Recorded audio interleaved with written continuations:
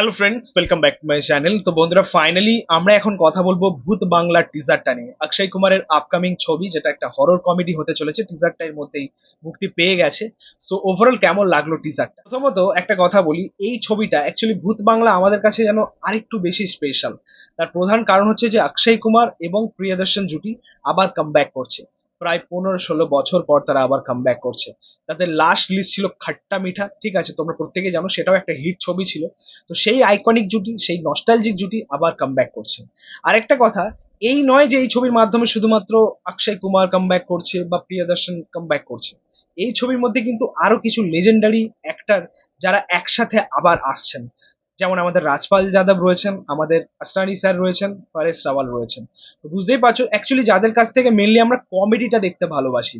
তো সেই কিছু আইকনিক কমেডিয়ান তারা এই ছবির মধ্যে রয়েছেন, যার জন্য এই ছবিটা আমাদের কাছে একটু বেশি স্পেশাল। ঠিক আছে, তো যাই হোক, এবার যদি আমরা টিজারটা নিয়ে কথা বলি, অ্যাকচুয়ালি এই ছবিটা একটা হরর কমেডি ড্রামা হতে চলেছে, যে ছবির মধ্যে আমরা হরর এলিমেন্টসও পাবো, কমেডি এলিমেন্টসও পাবো।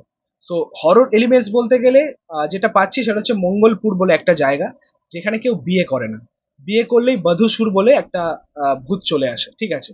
এই কারণেই অক্ষয় কুমারকে ডাকা, মানে কাইন্ড অফ ভুল ভুলাইয়ার মতো একটা বিষয় রয়েছে, ঠিক আছে। কিন্তু যেটা মেন বিষয়, হরর এলিমেন্টস তো অবশ্যই থাকছে, বোঝাই যাচ্ছে। কিন্তু ভূত নিয়ে দর্শকদের মধ্যে যে ধারণা থাকবে, মানুষের মধ্যে যে ধারণা রয়েছে অ্যাকচুয়ালি, সেটাই যেন মেকার্সরা বহাল রাখে এই ছবির মধ্যে। ভূতকে নিয়ে গিয়ে বা ভূতের পরিবর্তে না ক্রিয়েচার তারা নিয়ে চলে আসে। কারণ এই টিজারটার মধ্যে যে পোর্শনটা আমরা পেলাম, হাত বাড়ানোর যে দৃশ্যটা ছিল, দেখে মনে হলো যেন ক্রিয়েচার, বা একদম ফার্স্ট যে পোস্টারটা মুক্তি পেয়েছিল, কিছুদিন আগে পোস্টারটা মুক্তি পেয়েছিল, সেখানেও কিন্তু দেখে মনে হচ্ছে যেন ক্রিয়েচার। অ্যাকচুয়ালি ক্রিয়েচার বিষয়টা এখনকার দর্শক খুব একটা ভালো খাবে না, ঠিক আছে। সেটা আনরিয়েলিস্টিক লাগে।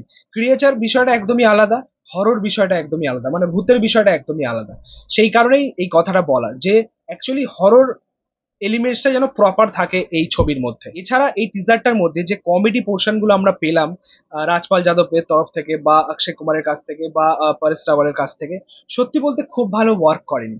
আর একটু দম দরকার ছিল বিষয়টার মধ্যে, ঠিক আছে। তাদের এক্সপ্রেশন, তাদের রিয়াকশন, তাদের কাজ হয়তো ভালো লেগেছে, বাট ওই এলিমেন্টস, যে কমেডি এলিমেন্টস, সেখানে ওভারঅল একটা দম দরকার ছিল যাতে সেটা আরো ভালো ওয়ার্ক করতো। সেটা কিন্তু ওয়ার্ক করেনি। মানে প্রিয়দর্শনের প্রিভিয়াস কাজের তুলনায় এটা কিছুই নয়।